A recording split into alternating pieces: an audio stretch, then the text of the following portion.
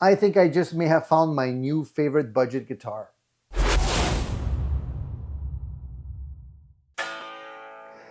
Hey guys, welcome back to Addicted to Gear. Today we're having a new guitar day. This is a brand new guitar that I'm evaluating right now. And I was giving you guys a little bit of a teaser on my live Sunday show. I didn't give away the name of the guitar, but I did show the guitar. And today we're doing the grand reveal. Now, I mentioned at the beginning of the video that this is probably my new favorite budget guitar, and I have plenty of reasons why I think it's a great guitar for the beginner, intermediate, or pro player for that matter. I'm going to tease you just a little bit more before we reveal the name on this guitar. But I wanted to just mention that this guitar is right out of the box. I haven't set it up other than tuning the guitar. As you can see, the plastic is still on the pickguard. As you can already see, the cool thing about this pickguard is the color. It's a really, really nice color. The guitar itself is a creamy white, vintagey white. I don't know what the official name of this color is, but it's really nice. I think it looks a lot nicer in person than it probably does on camera here. But it really stands out. I like the color of the pickguard. As you can see, it's got like a coppery gold tinge to it, depending on the light. Both the front and the back of this guitar is really sexy. Again, I haven't really peeled off the back plastic on this either. We might as well take it off. Take it off! It's like a strip show. You'll notice the back of the guitar is really cool because it does have this really nicely contoured heel. There's no plate, but it's, you know, set in here. So it's very comfortable in the hands here. If you want to have access all the way up the fretboard, you definitely can do that. The neck is fabulous. It's so well finished, and it's not a thick poly finish on it at all. A roasted maple neck, 22 frets, and it feels so nice. The radius on the neck is quite comfortable. I'm gonna call it a medium C. Just feels great. I've been playing this guitar a little bit now, and I can't put it down. It really sounds and plays really nicely.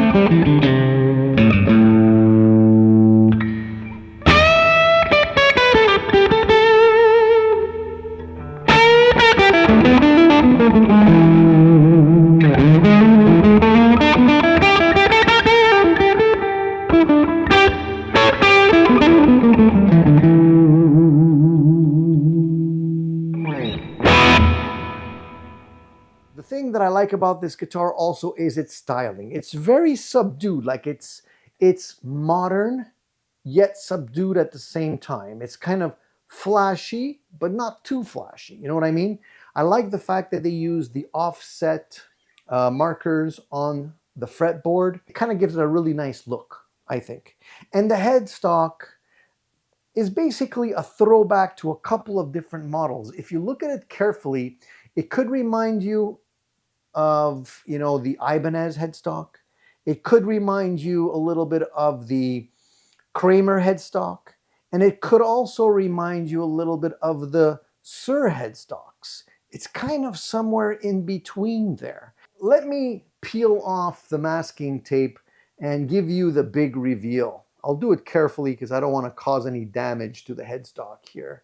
So this guitar, if I could zoom in on here, is called the Donner Verza Zonic, a brand new guitar on the market from Donner. And once again, this is a very affordable model. That doesn't look affordable. It looks kind of higher end if you look at it carefully. It basically has some really nice features, including a humbucker, single coil setup for the pickups. So you can get the full-blown, nice, thick sound of a humbucker in the bridge position. And you could still get the stratty sounds you're after in the mid and the neck position. But if that's not enough, it does have a little switch right here at the bottom, which basically will split the coil and give you more of a strat sound in the bridge pickup. There's only one tone knob. You have the volume knob, you have the 5-way switch, the toggle switch here, so you can do some fancy things with the existing pickups on the guitar. Now, I haven't set up this guitar, as I mentioned earlier, haven't set up anything. So I haven't played around with the neck relief, the height of the strings, the height of the pickups. This is straight out of the box. They're throwing in some hardware here that is still budget hardware, don't get me wrong, but they made a nice choice here in terms of where the cutoff is. For example, you know, they throw in the wiggle stick. I can pull this off right now, but just throwing this back in and tightening the little hex basically gives you the ability to adjust how loose you want it to feel and still not have it pop out. Okay, so that is something really nice. That's my favorite type of setup for a wiggle stick.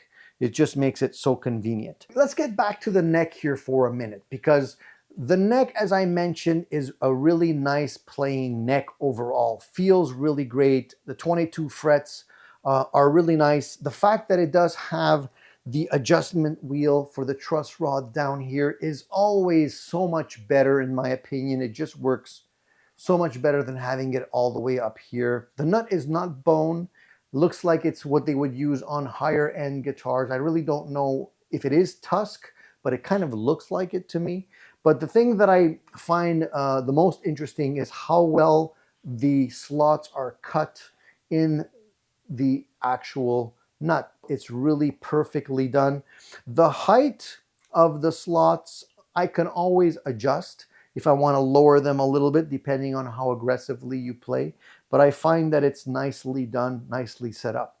Now, the thing that I really like is the fact that they did put in a set of locking tuners here. You don't always see locking tuners on lower end or lower cost guitars. It's a nice option to have. A lot of people do like having the locking option on their guitars. I like to use it, but I also still like to wrap the strings around the posts. These are not staggered, but they are locking. So I think that's a good compromise. I like to wrap the strings around before I just lock them down a little bit. So if they do break or if I have to take them off, I do have a little bit of play left to kind of save the day if I need it. The fact that the strings are straight all the way through, they don't go down at a curve, helps for stability with the tuning, so you won't have any issues with that as well. It is an overseas model, and there are some things that I find they could have done better. First, it's the frets. The frets on this guitar are nicely installed. There's no sharp ends on the frets. They sit very nicely. The only gripe I have is that they decided to go with almost vintage thickness for the fret wire, which is quite thin. These are going to wear out a little bit quicker. They're not stainless steel, by the way, just regular frets. They are leveled nicely, and like I said, they don't have any sharp ends at all. It's perfectly done. So I'm happy about that, but I just don't know why they decided to go with such a thin fret wire. A minor thing for some of you out there, but some of you I know are picky about the size of the fret wire, and you would like to see something just a little bit thicker, a little bit more hefty, that would last a little bit longer. Let's talk about the pickups here for a second. Out of the box, the pull pieces are set a little bit high.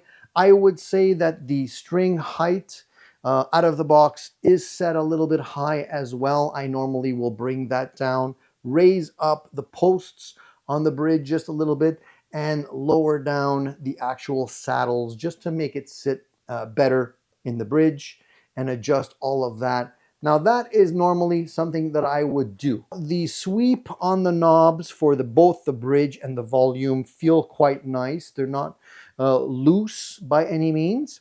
They have a nice feel to them. They're probably small pots. I haven't opened them up yet because I didn't want to take it apart yet. I just wanted to get to the playing sample and the review first. But I have a feeling they're probably smaller pots. We can eventually take a look at that. But they feel solid. The switch itself feels good too. I usually don't replace the hardware until it fails. And sometimes it doesn't fail. So it's not something that you necessarily have to worry about all that much. The design of the pickguard on this guitar is nice. I like what they did here. They did their own thing. They didn't copy necessarily anything that exists out there. A lot of times they'll just take a standard Strat design and just implement that, but they did their own thing here. It looks like it belongs. It doesn't look out of place or quirky. So I'm pretty happy with the look, and the look has a lot to do with the enjoyment of your guitar. So very important to me. Now the playability, the fit and the finish is all really well done. The paint job on this guitar, flawless. I haven't spotted any flaws at all in the paint. The neck joint is very nice and tight, very snug. I like to see that on all guitars. The only thing that I spotted, which was a little bit messy, was just that they got a little bit of paint on the edge of the washer around the screws here. Not a big deal. That it is easy to take off or just to scratch off. But overall, everything else is really nice.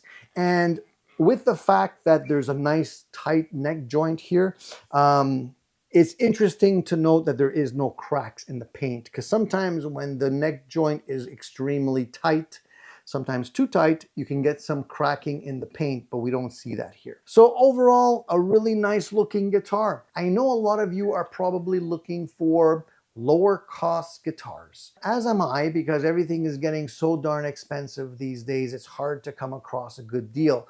One thing I can tell you guys is that when a new model comes out that is good, usually they go fast. And the other thing is that the price tends to creep up quickly as well. I had the same situation happen with a couple of other guitars that I bought that were initially quite low in cost, but as they became more popular and the word got out, people started to buy them, and slowly the price went up. So I would say that if you want to try these guitars, grab them while they're still new, and you can get them for very little money. I always say that these guitars are great modding platforms because there's not a whole lot to do besides perhaps change the pickups. If you're really picky and you want to get something that is really a little bit closer to what you prefer in terms of tonality, you can always switch them out for not that much money.